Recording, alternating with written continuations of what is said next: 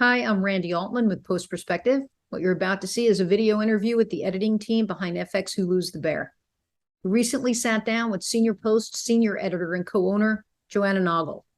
Also joining us was freelance editor Adam Epstein. We hope you enjoy watching and listening to our conversation about editing The Bear. I'm wondering how both of you got involved and how early you got involved. Sure, yeah, I can start off. So I met Josh Sr. back in 2011, I guess. So that's when my first, connection to how I got into the bear was a decade ago. The dinosaurs were wiped out by an asteroid, and then mammals Yeah. rose up. And I met Josh Sr. Totally more information than you need. I'm like, what hospital was he born in? Let's start there. But no, I was just starting kind of like my freelance editing career, and I was working at a couple different places, and I met Josh Sr. And we just kind of hit it off, and he had just started Senior Post, and we just started working together pretty frequently. And then I became like his first full-time hire at Senior Post. And then, we just kind of have been working together ever since. And we started doing kind of like online branded content videos, music videos, and that led to comedy specials that then led to scripted TV. So when we started working on the show Rami is when we first met Chris Storer, who was the creator of The Bear. And I loved working with Chris on Rami. He's just such a great director. He has such like a specific vision, but still leaves so much room for collaboration. So Josh and I both just really liked working with him. So when he was making his own show, he came to Josh and was like, I want to make this show. Can we do it at Senior Post? Can we work with Joanna? And so I started cutting the pilot last summer. I think it was right around July. I want to say like July 2021. So we put together the pilot, hope the network really liked it, and then it was greenlit. So we got to make the actual show starting in February of this past year. And when it was going to be 8 episodes, we were like, oh, I think we should bring on another editor. And the first person who Josh and I wanted to ask if he was available was Adam, because we've worked with him on a couple other projects and just felt like his style also it was going to be a little bit fast and crazy, and Adam could handle that after so many years at SNL. So that's what brought Adam onto the team. So, in terms of direction that you were given, before the editing even began, what were you told about pace? It's a really frenetic show. It's really real. So how was that described to you? Yeah, when we were cutting the pilot, Chris was like, this should feel like you're drowning. It should feel like you're just thrown into the deep end of a pool and it's sink or swim and you're along for the ride or you're not.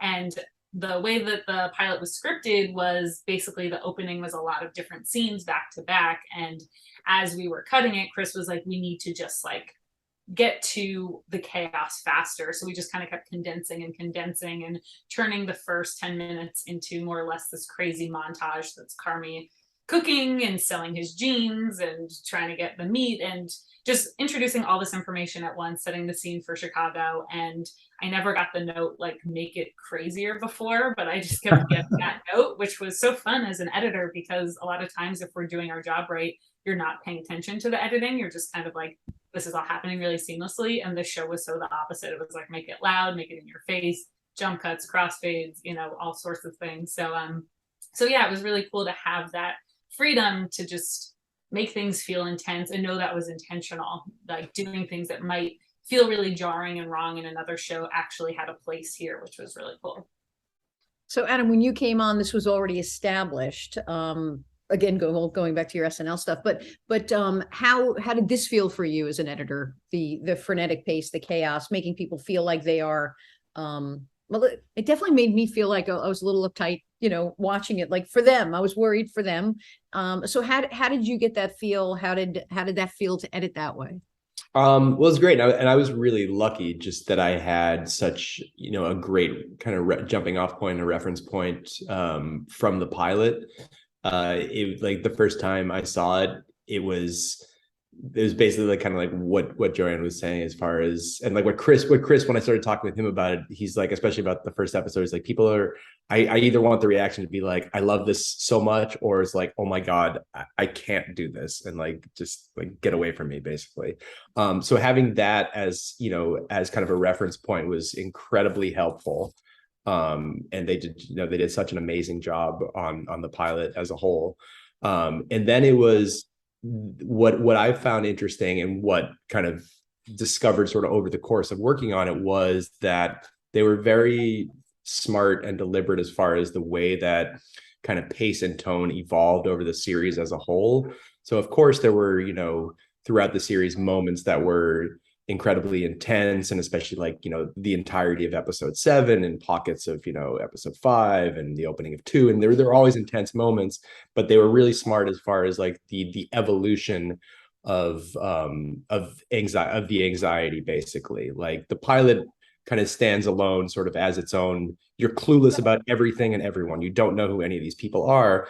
And then pace and stuff might kind of maintain throughout the series, but now you have, you know, backstory, and now you're kind of used to the rhythm of it. And it's almost like a Stockholm syndrome of sorts. So it was using kind of what I tried to do is use kind of what was established in the pilot that Joanna had done, and then, you know, talking with the directors and the EPs about how do we then kind of evolve it so it's not just kind of repeating the same moves over and over again, and it's telling like the story arc as a whole. So yeah, it was never like it was more like a constant discussion and a constant kind of like push pull on, you know, how crazy do we want things to be, how kind of contemplative and introspective do we want things to be on those like scenes where we break from the madness. So yeah, so it was just like, you know, an evolving conversation. And well, it's interesting because the break from the madness, you get to take a breath with the characters, which was really nice. Yeah. So in terms of, well, just getting back to the pilot for a bit, how the back and forth, and for both of you too, going beyond the pilot, how did you work with Chris? How were you sharing your cuts? I'm assuming everybody worked from home, so everybody was sort of remote. Were you doing it via Evercast, that kind of stuff? So strangely enough, we actually didn't have a lot of like remote attended edits. We really were working independently, like in our own apartments, houses, and then would share cuts on, I guess we were using Frame mostly, Frame.io. And then Chris would watch them, and then we'd either have a phone call or we'd talk to Josh Sr. about the notes because he was talking to Chris, or, you know, Chris would shoot us a text. So it was cool because it felt like Chris had so much trust in us to not be sitting over our shoulder, be like, this should be 2 frames less. Like, let's, you know, get into the nitty gritty. I think he was giving us more like overall like emotional notes for the scenes of this should be the scene where Sydney gains her confidence, or this should be the scene where it feels like Richie's at a breaking point, or, you know, how can we make this just feel lonelier? So I personally love those notes as an editor because it's way more of like a puzzle to solve as opposed to just like checking things off a list. So it was, yeah, we basically all had the media like remotely on Lucid Link. We were all working with Adobe Productions. But yeah, we weren't doing a lot of the like nitty gritty, you know, attended edit things, and more just like talking about big picture notes. And then when it got down to the final cuts, you know, maybe Chris was like, this should be a little bit shorter, but it was basically all done like remotely. Interesting. And so how did you guys decide? Was it really just after the first 2 episodes, just every other episode splitting between the 2 of you? Yeah, the way it kind of shook out was by Directors. Yeah. Oh, okay. Joanna Kalo, she was the co-showrunner with Chris, and she directed 3 of the episodes and he directed the rest. And so I cut all her episodes, and Joanna did Chris's. Okay. Would you, just looking back, was there a different feel to any of like, or was it pretty standard, the feel of the show? Like you wouldn't know if you didn't know who directed which. Do they all feel the same, or did each come to the show with something a little bit different? To me, it all feels kind of like of a piece. And I think that was a lot to do with the fact that, you know, even though it's similar to like on like a TV show when there's, you know, a credited writer, obviously that person wrote the episode, but at the same time, it's always being written by the room, you know, to maintain kind of like a consistent feel. So on whoever, regardless of who was directing, everyone was still always there on set and talking through things, and the EPs were still kind of there, you know, kind of making sure everything you know, felt you know, of the same show. Yeah, I wouldn't really say that like well, that's, a Chris shot, or that's a Joanna move. Yeah, it felt, because they were all kind of part of the process on each other's episodes too, it felt pretty standard. Gotcha. In terms of some of the flashbacks to the brother and life then, did it have a different feel when you were going about editing it? How did that change, if at all? Yeah, so I did that episode 6, which is where we have that main flashback scene with Mikey, spoiler alert, John Bernthal. I mean, now it's been out although it isn't out in the UK yet. Oh, really? Yeah, Oh. who knows? Some Brits. But so when I started on that, basically the direction that I kind of got initially was, make this guy, and it's not that hard because he's so charismatic naturally, but make this guy immediately, you understand the weight that he carried, and like the weight that like someone with this much magnetism and charisma, what that loss would then do. So it was kind of playing it up big and loud as possible from him, and a little bit kind of like dreamy as far as, the cutting around between like golden shots of, food being made and the lights flooding in from the windows and everyone's smiling and happy. And so anything to get like, this is a golden moment that, in contrast, with the rest of the chaos that we've seen, is it probably like a bit of like a heightened reality? Was it that beautiful and that happy in the moment? Maybe not, but in the memory of this, it plays that way. So that was kind of the direction and the way that I would try to build that initially. And then truthfully to me, it was just leaning on, actors who are really good at acting and letting their performance shine through. Yeah, that was kind of the North Star on that chunk. But like stylistically, it felt, I guess a little different from, the chaos of the show, a little more linear. But still, with that was the note towards the end, because that scene initially I'd built a little slower, and then towards kind of like fine cut and close to lock, Josh Senior was basically like, he's like, this is great, let's keep it chop, moving. So then when we get to like the break and you see Richie in like an awkward kind of slower environment, it makes it that much more of a deliberate switch between like happy old times and, the shit of the present, basically. Yeah, so fun scene. Yeah. What about going back to when the flashbacks when he is essentially being abused by his boss at the restaurant? I mean, that was also really intense. I mean, I don't know who did that one.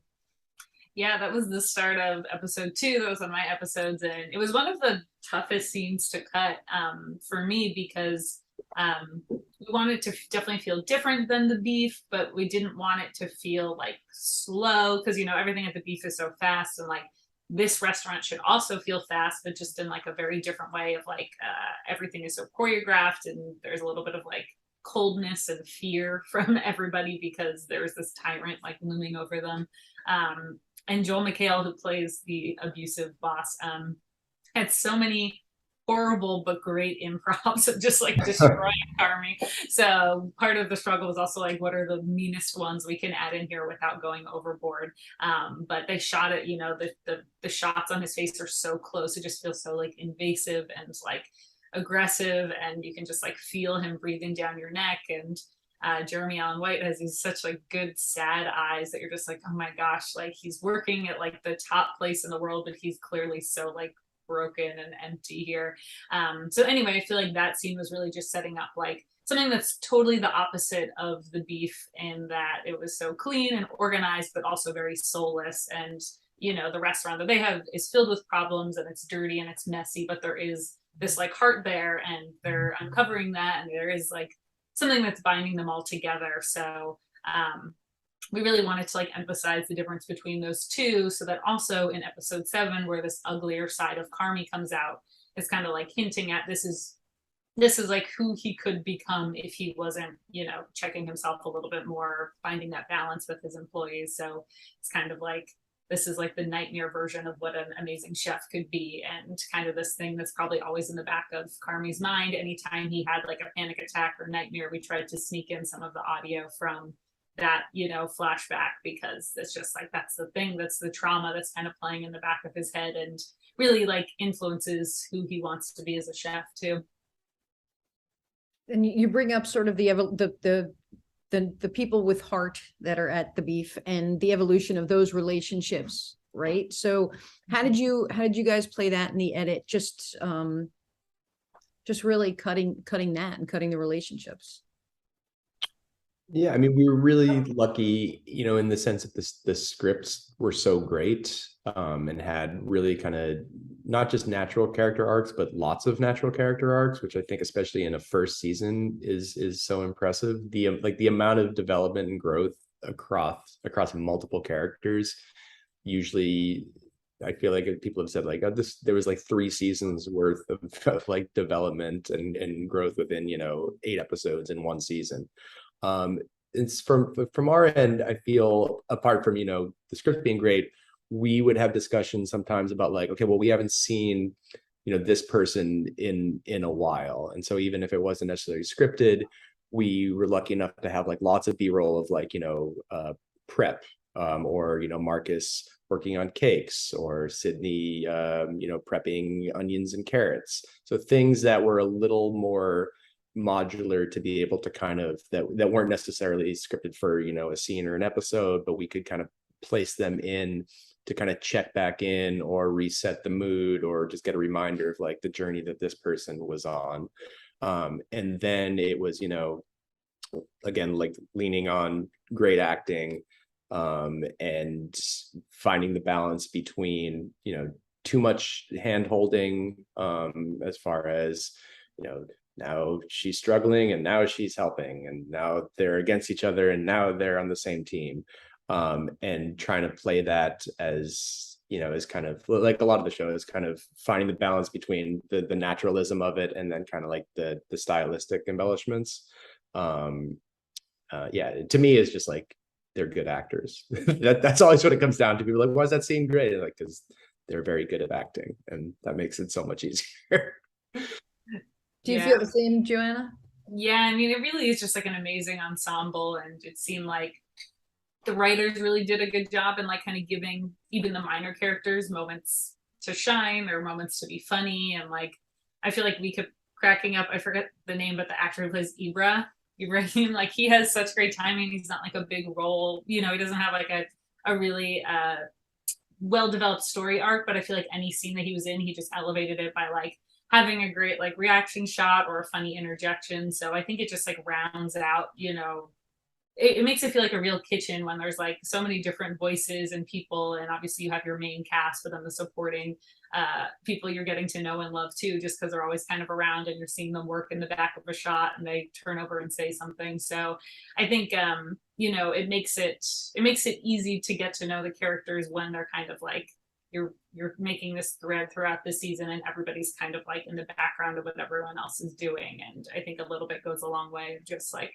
checking in with them and kind of seeing what they're up to. Like Adam said, adding some B-roll of Sydney working on her, you know, cold braised short ribs, or, you know, sweeps in the background, you know, like fixing something, and fat coming in. It's just like, feels like very well lived in, and like everyone's moving through the space very like naturally, you know. Well, did they shoot a lot of footage? Did you have a lot to work with? So how did that go? Yeah, the shoot itself was pretty fast. So I wouldn't say the scenes were like over covered or anything. Like most of the time it was, you know, 4 angles or whatever, you know, you would need to tell the scene. So it wasn't like there was a ton of options. I think Chris and Joanna had a clear idea of what they wanted, but there was a ton of B-roll, which was really, really great. And our assistant editors did an awesome job organizing that. So we would be like, okay, here's, you know, interior of the beef clean, interior of beef dirty, outside the beef dusk, outside the beef morning, you know, so everything was like organized. And we could also kind of choose B-roll because we wanted to kind of, as we keep saying, have this arc of them kind of getting their act together, choose to use B-roll that supported that throughout. So like the dirtiest stuff went in the earlier episodes, and as they were starting to organize, you know, starting to see the shelves are more in order, and okay, now we're seeing clean dishes instead of just dirty dishes. So I think those B-roll shots help to also reinforce like everything coming together and starting to gel and look a little bit more professional. Okay. Now, and Joanna, you had mentioned that the Joe McHale scene was one of the more challenging for you. Any other scenes stick out for either of you in terms of just being a little more difficult to do and get what you wanted from? Yeah, I guess technically for me, probably it's sort of, I used how Joanna did the opening of the pilot when multiple scenes that were originally separate scenes were kind of like weaving in with like glimpses of it, and then you're back to the other one, and then another line from the previous one, and then kind of weaving in and out. In episode 5 for me, when there's like the power outage because he blows the fuse because Marcus was using the mixer and cranking it up too much. But so yeah, so that was, that was the conversation between Fack and Carmi and Richie that was written as like a very kind of slow, deliberate scene. So it's using the base of this slow, deliberate scene and then weaving in Marcus kind of, flipping out with being behind on cakes and the panic of that. And then that leads to Sydney prepping a dish, which was actually pulled from like another episode. But, Josh is like, we should get Sid in here and show how like everyone's kind of their own chaos in their own world kind of at the same time. And then figuring out a way to kind of like have those three all come to a head at the same time, which would then be like the power outage.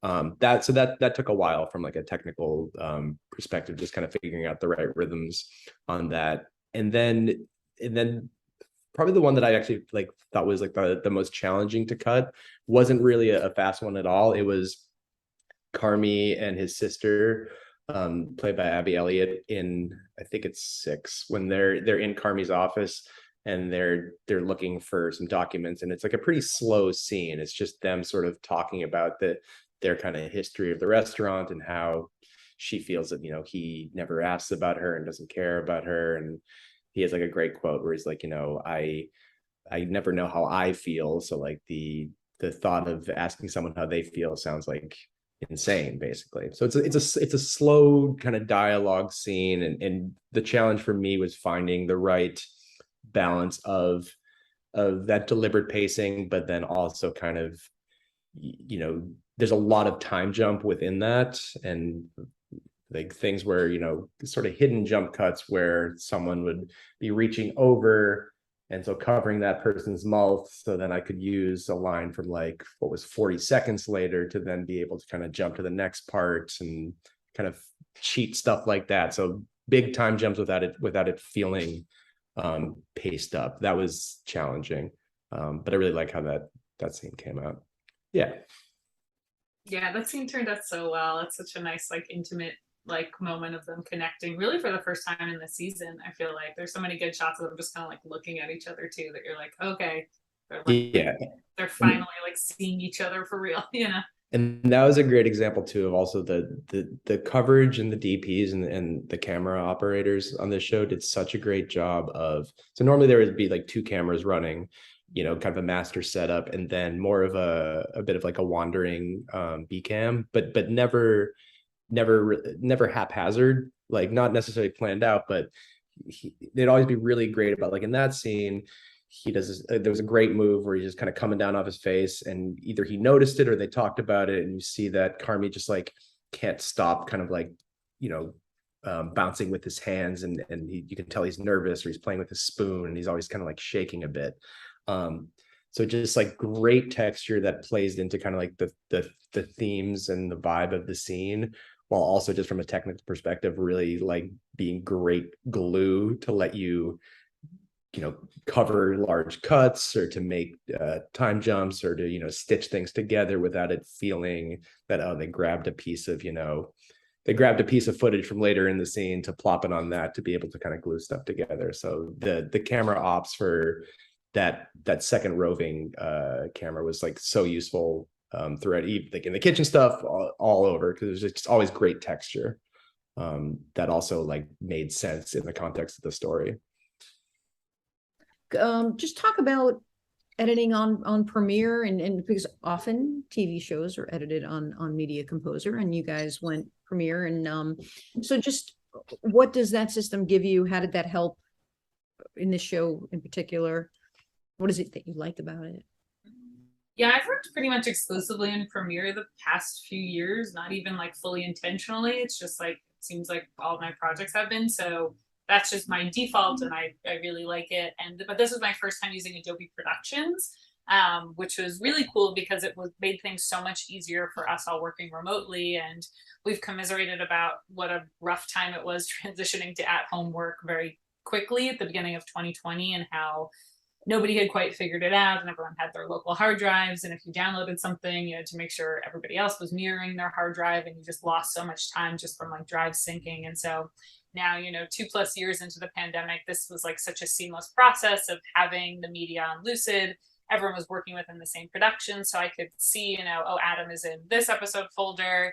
If I needed to grab a shot from there, I could ask him to just like spit it out into a different bin that I could open and grab easily. We could easily ask our assistant editors to kind of just, organize things in a way that was easy to find. So I think it would have made it so much more difficult to not all be like accessing that same like master project. And yeah, just kind of like all operate within the same footage, sharing B-roll, music, sound effects, like all that stuff. And yeah, we like, transcoded the footage and then kind of just like dropped it into Premiere and went. There wasn't a lot of didn't seem like there was a lot of like back end stuff needed to done to be ready to go. With such a tight turnaround, it really worked out well.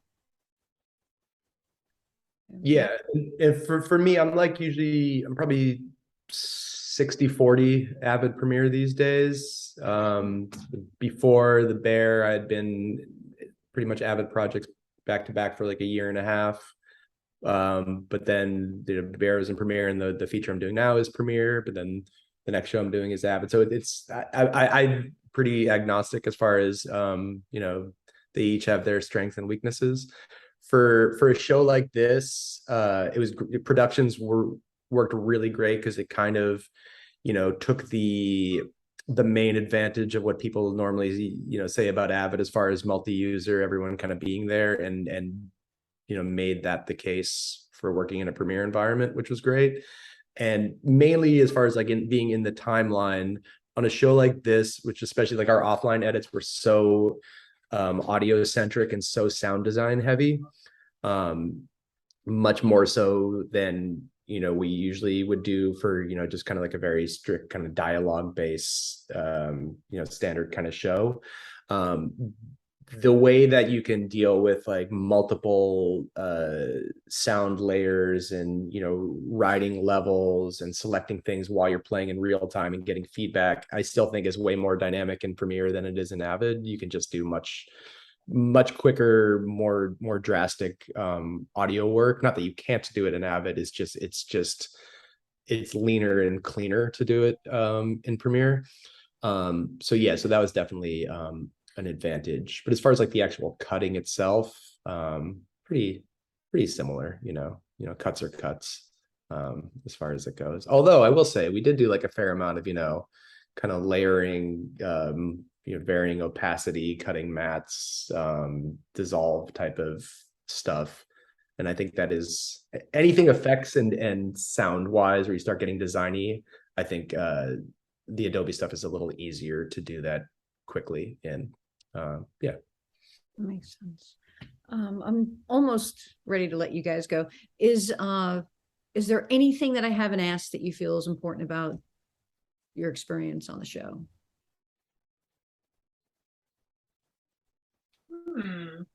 I mean, it honestly was just like, not to sound cheesy, but it was such a like blast as an editor to get to do something that was so like I said, kind of called so much attention to the editing, and you were able to use like techniques that may not have, translated so easily into other projects. And a lot of the stuff they filmed was like long takes of everybody yelling at each other in the kitchen. So a lot of that energy was already like coming through in the footage.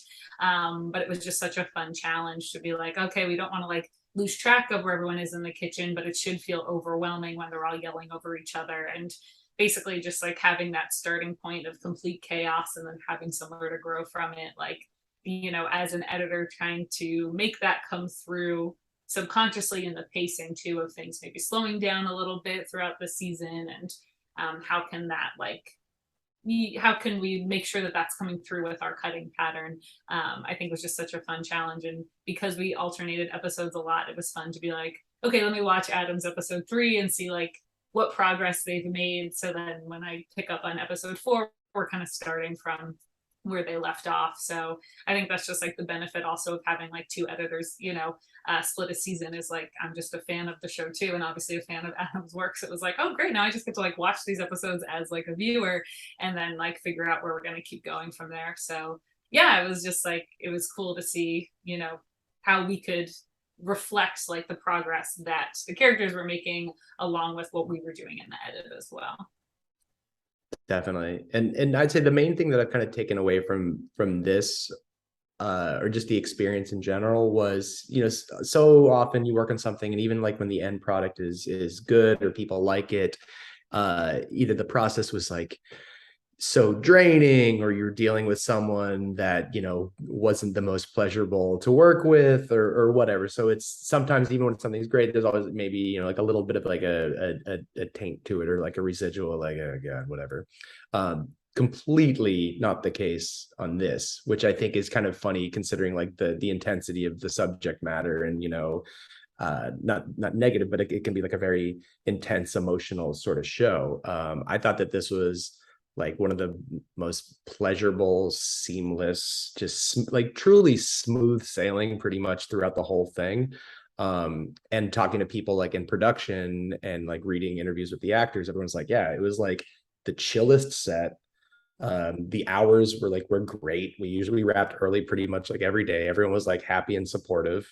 And I feel that kind of carried through to post as well. And I think that, who knows, but I feel ideally that energy, when you can, be lucky enough to find yourself in a production like that, that energy, ideally shows itself in the final product, or whether or not it's a subconscious thing. If everyone is enjoying what they're doing, theoretically the end product kind of reflects that. At least that's how I feel about how the show came together. So yeah, it was just, a very, very lucky one to be a part of, and good people help. That's, if we learn anything from the bear, surround yourself with good people, and ideally good things happen.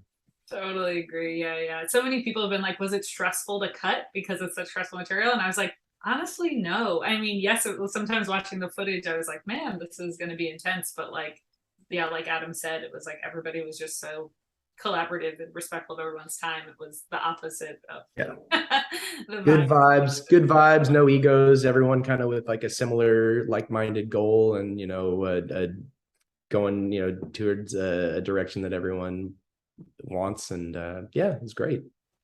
Very cool. Okay, last one. You both recently just edited features. So how does that help you guys as editors to do different kinds of projects? How does that make you a better editor?